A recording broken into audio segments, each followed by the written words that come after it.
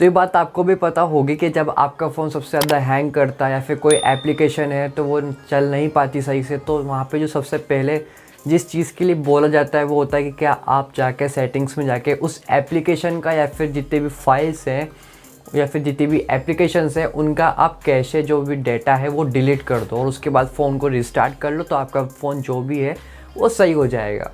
तो cache memory आखिर होती क्या है और उसको मतलब इरेज करने से ऐसा क्या होता है कि फ़ोन जो स्टोरेज है वो खाली हो जाता है और वहाँ से जो आपका फ़ोन है वो ज़्यादा स्मूथली चलने लगता है। तो देखो यार, ये भी क्या होता है, एक तरीके की रैम जैसा ही होता है। जैसे मैंने पहले वाले वीडियो में बताया था कि रैम होती है जब आप कुछ चीज़ को बंद कर देते हो तो अपना एक टेम्परेरी डेटा स्टोर करके रखती है थोड़े टाइम के लिए, कि अगर आप उसको वापस वहीं से खोलो तो आप इसे वही डेटा आपको वहाँ पर देखने को मिल जाता है, तो उसको हम रैम बोलते हैं। तो जो रैम होती है वो इतनी ज़्यादा फास्ट होती है। अब रैम से भी फास्ट अगर कुछ है तो वो है कैशे मेमोरी। अगर आपको कोई फटाफट से आगे कोई डेटा वापस चाहिए तो वो रैम से पहले कैशे मेमोरी में जाता है। आपको एग्जांपल लेके मैं बताऊंगा कि आप किस तरीके से उसको इजीली समझ सकते हो, उससे आपको क्लियर हो जाएगा। देखो, आजकल इतनी सारी एप्लीकेशन हम यूज़ में लेते हैं कि हमें फटाफट से कोई ना कोई एप्लीकेशन को दोबारा से खोलना होता है और हम चाहते हैं कि हमने जो चीज़ एक बार एक्सेस कर रखी है, एक बार जो चीज़ हमने उस एप्लीकेशन में खोल रखी है, हमें वही चीज़ वापस से वहीं जगह मिल जाए।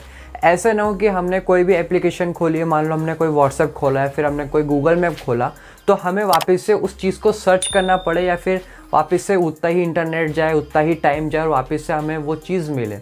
तो इन सब को स्टोर करने का काम कैशे मेमोरी का होता है। अगर वो नहीं कर पाती तो फिर वो आगे जाके रैम मेमोरी में सेव हो जाती है। आपको इसके लिए एक एग्जांपल देता हूँ। मान लो आपने व्हाट्सएप खोला, वहाँ पे जितने भी स्टेटस होते हैं आपने सब सारे जो भी स्टेटस है उनको एक एक करके खोल लिया। अब आपने जो भी व्हाट्सएप है उसको बैकग्राउंड में रख दिया। अगर आप व्हाट्सएप को दोबारा खोलोगे तो व्हाट्सएप आपको उसी जगह से मिलेगा। क्यों? क्योंकि जो भी उसका जो डेटा था वो रैम के अंदर स्टोर हुआ था। अब आपने देखा होगा कि चलो ये तो ठीक है कि व्हाट्सएप वैसे एज इट इज़ खुल गया।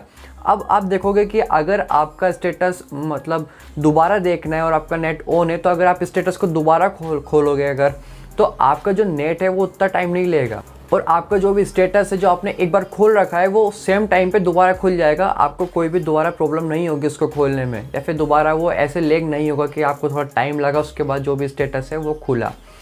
तो जो स्टेटस आपने एक बार लोड कर लिया था पहले के टाइम पे, उसने क्या किया, आपका जो भी डेटा है उस स्टेटस का, उसने पूरा जो डेटा है उसको कैशे मेमोरी के अंदर सेव कर लिया। तब आपने जब व्हाट्सएप खोला तो उतना टाइम नहीं लगा जितना का पहला टाइम लगा था। या फिर यहाँ पे दूसरा एग्जांपल दूँ, मान लो अगर आपने कोई गूगल मैप खोला, वहाँ पे आपने किसी भी एक पर्टिकुलर एरिया को सर्च किया और आपने जूम इन करते करते किसी एक लोकेशन पे पहुँच गए या फिर कोई भी एक स्ट्रीट तक पहुँच गए। अब आपने गूगल मैप को बंद कर दिया, तो गूगल मैप क्या करेगा, जितना भी वो डेटा है उसको एज ए कैशे मेमोरी के अंदर स्टोर करके रखेगा। तब जब आप गूगल मैप दोबारा खोलोगे तो आपको उतनी परेशानी दोबारा नहीं होगी। आप जब उसको जूम करोगे, हाँ इंटरनेट एक्सेस होना चाहिए उस टाइम पे भी, लेकिन आप दोबारा उसको जब एक्सेस करोगे तो आपको इतना टाइम नहीं लगेगा और वो जो चीज़ है वो इजीली ओपन हो जाएगी। अब तो गूगल मैप के अंदर ऐसा भी होता है कि अगर आप किसी एक पर्टिकुलर एरिया को या फिर डाउनलोड करना चाहते हो तो वो इजीली डाउनलोड हो जाता है।